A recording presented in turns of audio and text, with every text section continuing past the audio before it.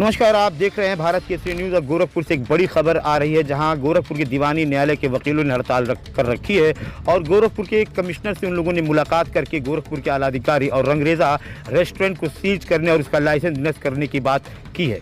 आपको बताते चले कि विगत 20 जुलाई की रात के 9:30 बजे रंगरेज़ा रेस्टोरेंट में कुछ वकील खाना खाने जाते हैं और रेस्टोरेंट के मालिक के द्वारा, जिसका नाम अश्वनी है, उनका इल्ज़ाम है कि वकीलों ने खाना तो खाया लेकिन उन्हें पैसा नहीं दिया।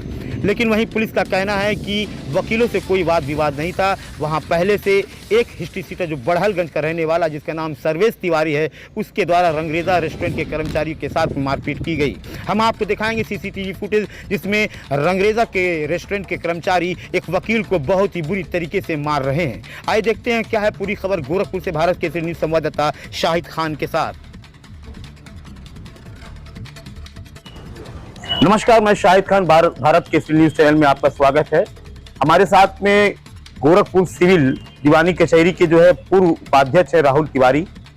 विगत कुछ दिन पूर्व यानी कि 20 जुलाई को गोरखपुर के रंगरेज़ा रेस्टोरेंट के लोगों के द्वारा गोरखपुर दीवानी न्यायालय के कुछ वरिष्ठ अधिवक्ताओं के साथ में अभद्रता की गई थी, जिसको लेकर के गोरखपुर दीवानी कचहरी के सिविल कोर्ट के सभी वकील आक्रोशित हैं। और कहीं ना कहीं देखा जाए कि गोरखपुर का जो ये दीवानी कचहरी का जो कुनबा है, अगर छोटी सी बात और मान सम्मान की बात जो सही में है, उसको लेकर वो सड़क पर उतरकर सदन तक कोई लड़ाई लड़ते हैं।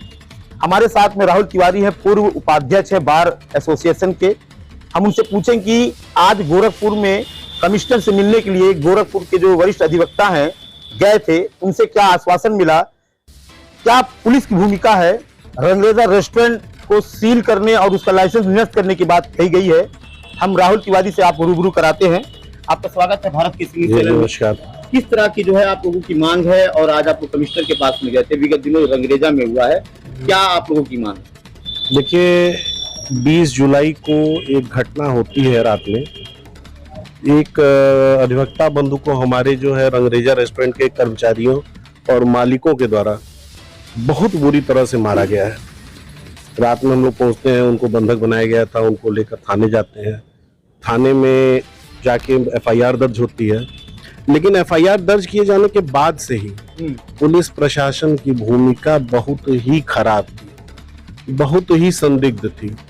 और मैं तो ये कहूँगा कि पहले घंटे से ही यह मामला मैनेज करने की भूमिका थी। जो उच्चाधिकारी थे, उनकी बातों से ही ऐसा लग रहा था कि जैसे कहीं ना कहीं वो मामले को दबाना चाहते हैं। लगातार इस दिशा में वो लोग काम भी कर रहे हैं। नेम्ड एफआईआर देने के बाद भी उस पर कोई कार्रवाई नहीं। कोई अधिकारी, क्या नाम उनका है? कई अधिकारी थे, सीओ साहब थे, एसपीसीटी साहब थे, इंस्पेक्टर साहब छुट्टी पे थे, उनके इंचार्ज महोदय थे। हम किसी का भी नाम नहीं लेंगे, लेकिन सबकी भूमिका कहीं ना कहीं संदिग्ध है इसमें। और इसमें ये समझें कि एफआईआर में नेम्ड होने के बाद भी अभियुक्तों को बुलाया गया, एक अभियुक्त को बुलाया गया थाने पर से, रात में फिर छोड़ भी दिया गया। एक व्यक्ति की गिरफ्तारी दिखाई गई, वह गिरफ्तारी कितनी सही है, क्योंकि जिसके साथ ये घटना घटित हुई उससे कोई पहचान नहीं कराई गई है। आखिर हम कैसे जानेंगे कि ये वही व्यक्ति था जो मार रहा था? तो पुलिस ने आनन फानन में आप लोग की बात मानते हो एफआईआर किस आधार पर दर्ज कर लिया? बस चूंकि घटना हुई थी और सीसीटीवी फुटेज में मारपीट होते हुए दिखाई दे रही थी, अगर वह नहीं होता तो भैया ये एफआईआर भी पुलिस दर्ज नहीं करती। वहाँ पे मामला उठा था कि 4000 रुपए का बिल है और वकीलों ने नहीं दिया खाना खाने में। इतना बड़ा रेस्टोरेंट है, उतने बड़े रेस्टोरेंट में इतने बड़े वरिष्ठ अधिवक्ता जा रहे हैं, कहाँ तक सही कहाँ तक गलत? क्या वो अपनी खामियों को छुपाने के लिए रंगरेज़ा रेस्टोरेंट के जो अविनाश है, जो वहाँ के मालिक हैं, क्या उन्होंने इस तरह किया? निश्चित रूप से कहीं ना कहीं कुछ खामियां हैं। आप बताइए, शहर में इतने दिनों से हैं, कितनी बार आपने सुना कि एक अधिवक्ता गया और रेस्टोरेंट में पैसा नहीं दे रहा है और पैक करा रहा है खाना या खा रहा है खाना? पहली बार ये घटना आई है सामने। आपको लगता है कि ये सही होगा? ये सिर्फ और सिर्फ मामले को एक दूसरा रंग देने के लिए ये बात रखी जा रही है। आज का अगर आप पेपर देखेंगे तो आज के पेपर में एक एफआईआर क्रॉस वर्जन समझ लीजिए कि दर्ज कराया गया है, और उस एफआईआर में उन्होंने वहां की मारपीट को जो है वो दिया है कि मारपीट हुई और पैसे को लेकर हुई, लेकिन उसमें उन्होंने किसी अधिवक्ता का नाम नहीं दिया है। क्यों नहीं दिया? क्योंकि अधिवक्ता के साथ मारपीट की गई थी। तो उसमें ये भी सुनने को आ रहा है कि पुलिस ने कोई सर्वेश तिवारी जो बढ़ागंज का जो है एचएस हिस्ट्री सीटर है, उनको उसको दिखाया गया है कि ये असल झगड़ा तो उससे हुआ था, वकीलों से नहीं हुआ था। तो इतना बड़ा जो है आप लोगों ने कमिश्नर से मुलाकात की, सब कुछ हुआ, पुलिस मानने को तैयार क्यों नहीं हो रही है? पुलिस मानने को तैयार इसलिए नहीं हो रही है कि पुलिस प्रशासन जो है रंगरेजा रेस्टोरेंट में आते जाते हैं, तो उनसे हफ्ता लेते होंगे। निश्चित रूप से कहीं ना कहीं कोई बात है। उच्च अधिकारियों का पूरा व्यवहार अभी तक संदिग्ध रहा है। कोई कार्रवाई होती, कुछ नहीं करते, तो जिसको उन्होंने गिरफ्तार किया उसकी पहचान तो करानी चाहिए। जो नेम्ड हम दे रहे हैं कि इन्होंने मारपीट किया, उनका नाम भी नहीं आता है, धाराएं भी विलोपित कर दी जा रही है। आखिर हम इसको माने तो क्या माने? कमिश्नर ने क्या आश्वासन दिया आपको, ये बताइए। साहब ने आश्वासन दिया है, जिसमें हमने मुख्य रूप से जीडीए से उसमें रंगरेजा रेस्टोरेंट जिस बिल्डिंग में है उसके जमीन के संबंध में, उसके नक्शे के संबंध में, उसके पार्किंग के संबंध में और उसके जो लाइसेंस हैं, जो भी तमाम लाइसेंस हैं, उनकी जांच कराने के संबंध में हमारे बार का एक प्रतिनिधिमंडल हमारे अध्यक्ष और मंत्री के उसमें संचालन नेतृत्व में गया था वहां पे और अपनी मांगे रखी हैं। और कमिश्नर साहब ने कहा कि इन सारे बिंदुओं पर वो 2 दिन के भीतर जांच करके और अगर गलत है तो कार्रवाई जरूर कराएंगे। हमारे लिए कमिश्नर साहब मंडल के अधिकारी हैं हमारे, और हमको उनसे उम्मीद पूरी है कि जो सही होगा वो करेंगे।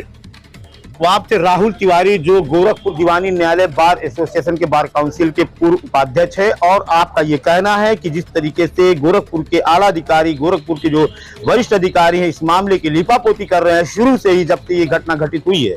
कहीं ना कहीं देखा जाए तो रंगरेजा रेस्टोरेंट के अंदर ऐसे कोई व्यक्ति नहीं जाते हैं खाना खाने के लिए जो इसके लिए जो निर्भर नहीं होते हैं, जिनके पास पैसे हैं, जिन्हें ये मालूम है, एक वकील एक अधिवक्ता को मालूम कि मैं इस रेस्टोरेंट में जा रहा हूं तो वहां पे हमें बिल भरना पड़ेगा, जीएसटी के साथ बिल भरना पड़ेगा।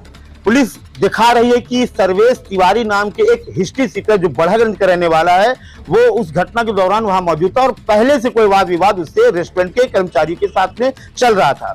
उसी बीच वकील वहां पहुंचते हैं और दिखाया जाता है कि वकीलों ने उनका बीच बचाव किया और वहां के कर्मचारी के द्वारा वकीलों के साथ अभद्रता की गई।